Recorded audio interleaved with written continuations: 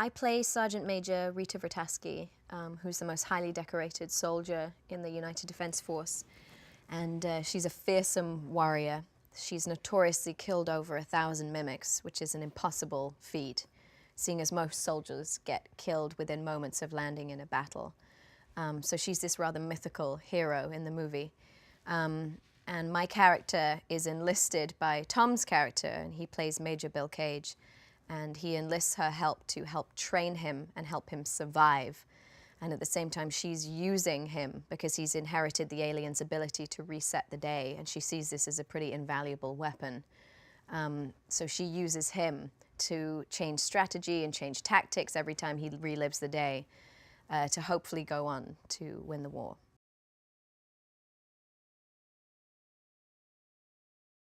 I never approached Rita as a female action character. I just saw her as this lethal powerhouse who was pretty much the toughest person I've ever come across.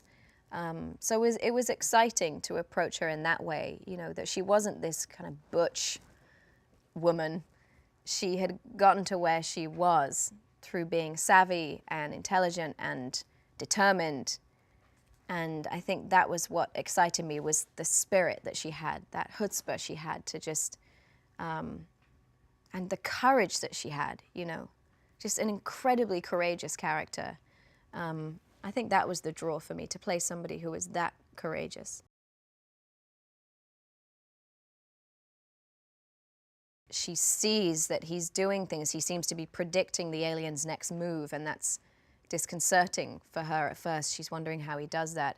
And then as he continues to fight in this kind of agile, clever way, predicting where they're going to be, she realizes that actually he is someone who is also in the 1 in a million chance that it is to inherit the alien's ability to reset the day. So she recognizes in him that he has the same power that she once did.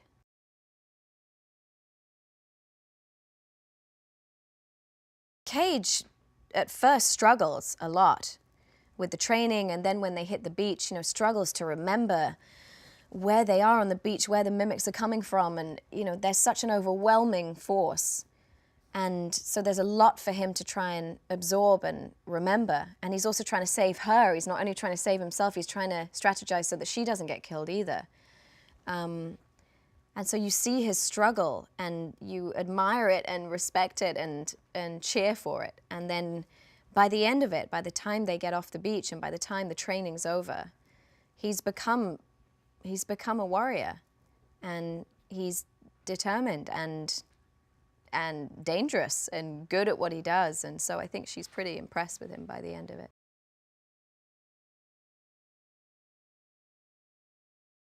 It's an infectious thing to be around Tom Cruise. He has this wonderful, irrepressible enthusiasm every day on set. He's not cynical in the slightest, and he's not weary in the slightest of anything.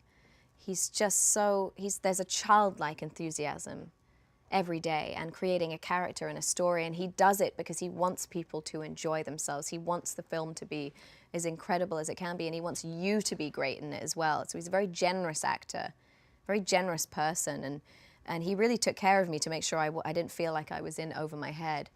And I'll always be grateful for that. We really had to see this film as a two-hander, and he made sure I wasn't overwhelmed at any point by the scale or the action or the physicality of it all.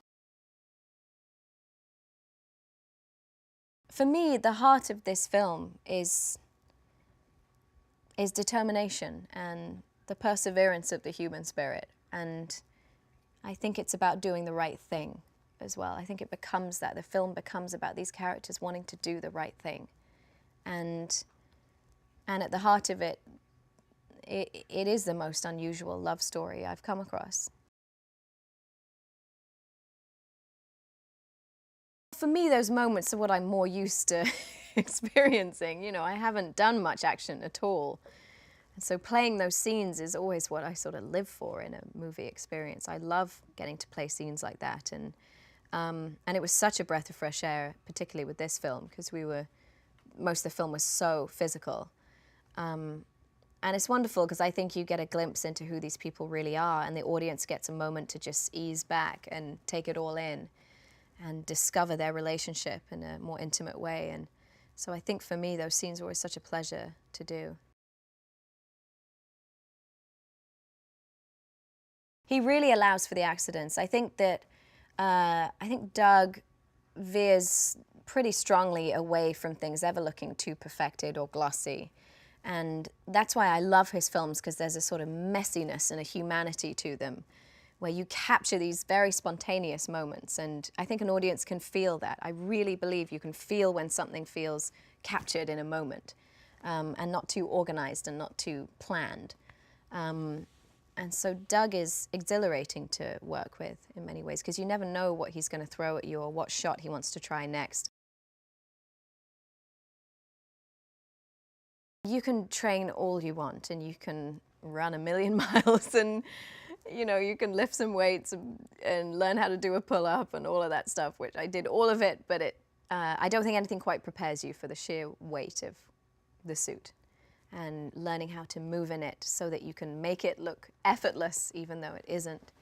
And that first day on set was a bit overwhelming when I first put it on, because it was a precise art trying to get the suit to fit you perfectly. And if something was even off by a fraction, it would be really painful to wear it. And so they tried to form it so that the whole weight of the suit was taken into the legs.